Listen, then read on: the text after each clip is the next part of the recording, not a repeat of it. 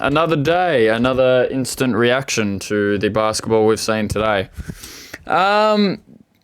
Strange game today is all I'll say. Very, very strange game. It was one of those games. The Pacers were in this game for 3/4 of the game, but at the same time, after their second quarter that they had, I never saw them getting back into this game. They played 6 minutes in the second quarter, from the start of the second quarter to the 6-minute mark, where I think they made one field goal. It was one of the worst stretches of basketball I've ever watched in a playoff series, let alone the conference finals for that matter. It was hard to watch. Defensively, they weren't getting stops. They had the lead at this point, mind you. They went into the break, quarter time, up 27-22. They were looking good. Pacers were actually looking good. Maybe they could have gone with somewhere with it. And then they come out in the second quarter. Tyrese was on the bench, and they just had absolutely nothing. They couldn't get stops. They went to the other end. Everything that they shot, you expected none of it to go in. It was that bad for that stretch of the game. And after that, third quarter was pretty good for them. The end of that second quarter, they recovered a little bit. But after that, they weren't, I never saw a point where they were winning this game. On a brighter note, Celtics hold home court. A lot of people say the series doesn't start till a home team loses, and to this day, the series hasn't started. So Pacers now take it back to Indiana. It's going to be interesting. Indiana, we know they haven't lost a game at home yet in this playoff run. So they're hoping that stays the same. The officiating today, questionable at times with a couple of, missed calls and blah, blah, blah. But the officiating, I'm never really one to speak on the officiating. It was good today. I don't care if there's some missed calls, but if there's consistency in the missed calls, then it doesn't affect the game to a different level. Tyrese went to the locker room, fourth quarter of this game, and never returned. So I think more than anything, Pacers fans, you just got to be praying Tyrese is good to go. Because although Tyrese played, pretty average today, and he didn't get up as many shots as he wanted to and didn't knock down the ones that he did take, he needs to be a driving force for you to win this series, if you were to win this series. He was one of the sole reasons you were in Game 1, and he was the reason you lost badly in Game 2. So you just need to hope that he's good to go. I'm sure he will be. I don't think the injury was that bad. He didn't seem to, walk off the court in too much pain.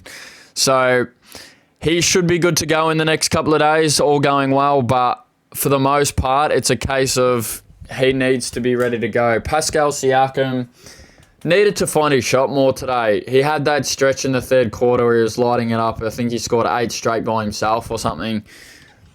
And then just stopped shooting the basketball. So I don't know what happened with that, but he had that stretch and then just stopped. As for the Pacers rotation as a whole, the one thing I will say, the fourth quarter came about. You were still semi in this game. I think it was only a 10-point game or so. And I see Doug McDermott walk onto the court. All respect to Doug McDermott. I don't have a singular problem with him. He's a good player in his own right. He's in the NBA for a reason. But he hasn't played a single minute this whole playoffs. And then crunch time in the fourth quarter where, the game's not in the balance, but the game's not over. You bring him on for his first minutes. And I'm all for, the next man up mentality, because with Tyrese going out, next man up mentality and stuff. But then they sat Miles Turner for the whole fourth quarter. They just look like they waved the white flag. Jarace Walker came on and got minutes. Jalen Smith found his way off the bench for some minutes. They just, in the fourth quarter, basically waved the white flag and said, here you go, Celtics, we'll see you in Indiana in a couple of days. I don't know if I'm missing something, but that was just my thoughts. Why they would just give up a chance when they've came back from deficits in this series to this point. So the fact that they've just waved the white flag, packed everyone up, sat them all on the bench and said, all right, here you go, bench time, when the Celtics ran their guys till the last 30 seconds of the game. Like, they never for a moment thought that they were safe in this game, as you should be playing. But Pacers just waved the white flag, gave up.